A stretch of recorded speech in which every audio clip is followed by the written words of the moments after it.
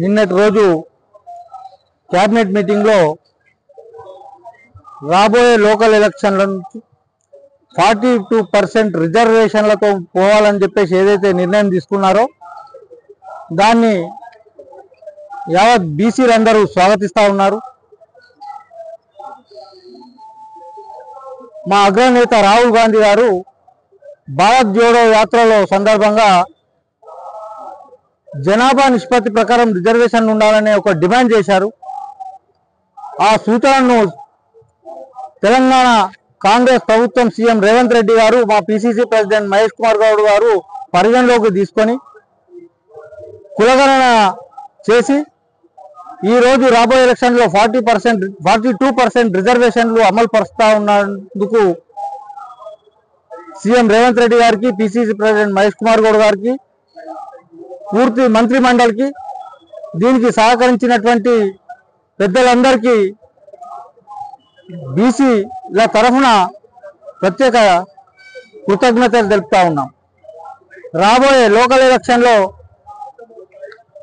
బీసీలందరూ కాంగ్రెస్ పార్టీకి అండగా నిలబడి ప్రతి సర్పంచ్ను కానివ్వండి, ఎంపీటీసీ, జెడ్పీటీసీ, కార్పొరేషన్లలో కౌన్సిలర్లకు, మేయర్లను కాంగ్రెస్ పార్టీ అభ్యర్థుల్ని గెలిపించాల్సిందిగా ఈ సందర్భంగా మేము కోరుతా ఉన్నాం. కాంగ్రెస్ పార్టీ పేద బడుగు బలహీన వర్గాల పార్టీ అనేటువంటి నాడును నిజం చేస్తూ ఈరోజు బీసీలకు 42% రిజర్వేషన్ కల్పిస్తున్నది అని అంటే బీసీల పట్ల కాంగ్రెస్ పార్టీకి ఉన్న చిత్తశుద్ధి నిరూపితమైంది. ఈరోజు చూసినట్టయితే బీజేపీ కానీ, బీఆర్ఎస్ కానీ ఏ పార్టీలో కూడా బీసీలకు ప్రాధాన్యత లేదు. ఆ పార్టీలటువంటి రాష్ట్ర అధ్యక్షులు కానివ్వండి, ఏ జాతీయ స్థాయిలో ఉన్న అధ్యక్షులు కానివ్వండి చూసినట్టయితే అగ్రకులాల వారే.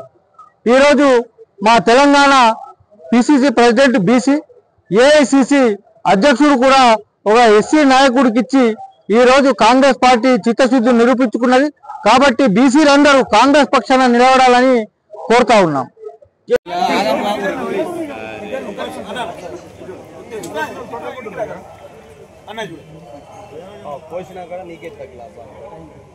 స్లోగన్స్ తీసుకుంటా కదా.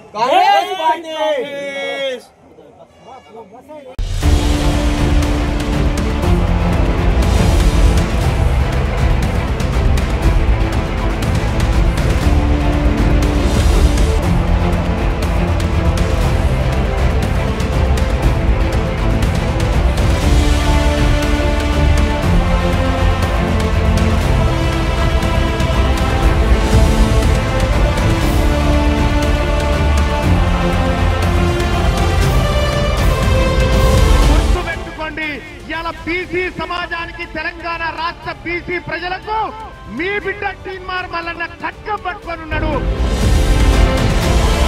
నిన్నటి దాకా ఒక లెక్క, ఇయాల్టి నుంచి ఇంకొక లెక్క.